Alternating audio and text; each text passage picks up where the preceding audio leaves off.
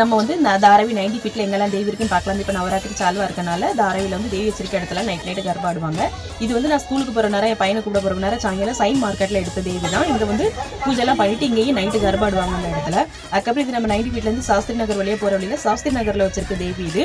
இங்கேயும் நிறைய decoration பண்ணியிருந்து night ஆடுவாங்கன்னு நினைக்கிறேன். ஆனால் எனக்கு தெரியல. வீடியோ பார்க்குறவங்க யாராவது ஆடுவாங்கன்னு எனக்கு கமெண்ட் பண்ணுங்க. அதுக்கப்புறம் இது வந்து ஹோலி மைதானத்தில் தேவி தான். அங்கே வந்து மேலே சால்வா இருக்குன்னு சொன்னாங்க. அதனால நான் போன அன்னைக்கு கொஞ்சம் மழைலாம் பெஞ்சிட்டு சிக்கடா இருந்தனால அன்னைக்கு மேலே சால்வாயில் அடுத்த நாள் சால்வா இருக்குன்னு சொன்னாங்க. அடுத்த நாள் போகல.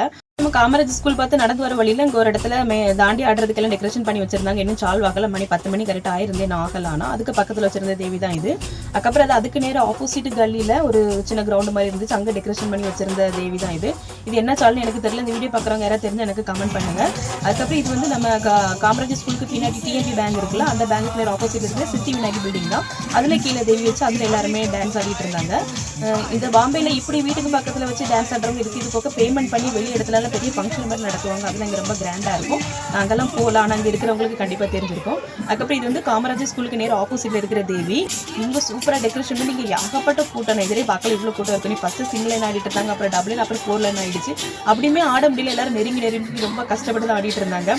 வெளியே வரைக்கும் ஆட்கள் இருந்தாங்க. எல்லாரும் ரொம்ப கூட்டமாக பார்த்துட்டு வீடியோலாம் எடுத்துகிட்டு இருந்தாங்க. நானும் அதில் நின்று கொஞ்ச நேரம் பார்த்துட்டு எனக்குமே டான்ஸ் ஆட ஆசை வந்துட்டு நான் ஆடலைன்னா வீடியோ மட்டும் எடுத்துகிட்டு நான் வந்துட்டேன். அதுக்கப்புறம் இது வந்து நாங்கள் இருக்கிற பில்டிங் பின்னாடி பாப்படு மைதான் சொல்லுவாங்க. அங்கே வந்து தாண்டி ஆடினாங்க. அங்கே அப்போ தான் ஸ்டார்ட் பண்ணாங்க. ஆட்கள்லாம் வர ஆரம்பிச்சிட்டு இருந்துச்சு. அங்கேயும் தேவி வச்சிருந்து அங்கே நல்லா டெக்கரேஷன் பண்ணி அங்கேயும் டான்ஸ் எல்லாம் ஆடிட்டு இருந்தாங்க. அவ்வளோதாங்க. நாங்கள் வீட்டு கிளம்பிட்டு பக்கத்தில் தான் எங்கள் வீடு அந்த கல்லி வழியாக போனோம். இந்த மாதிரி நீங்கள் இருக்கிற ஏரியாவில் இந்த மாதிரி கர்பாலாம் ஆடுவாங்கன்னா எனக்கு வீடியோ பார்க்குறாங்க கண்டிப்பாக கமெண்ட் பண்ணுங்க. மணிலாம் 10:11 மணி ஆயிடுச்சு. பாம்பே எவ்வளோ ஆக்டிவாக இருக்குன்னு பார்த்துக்கோங்க.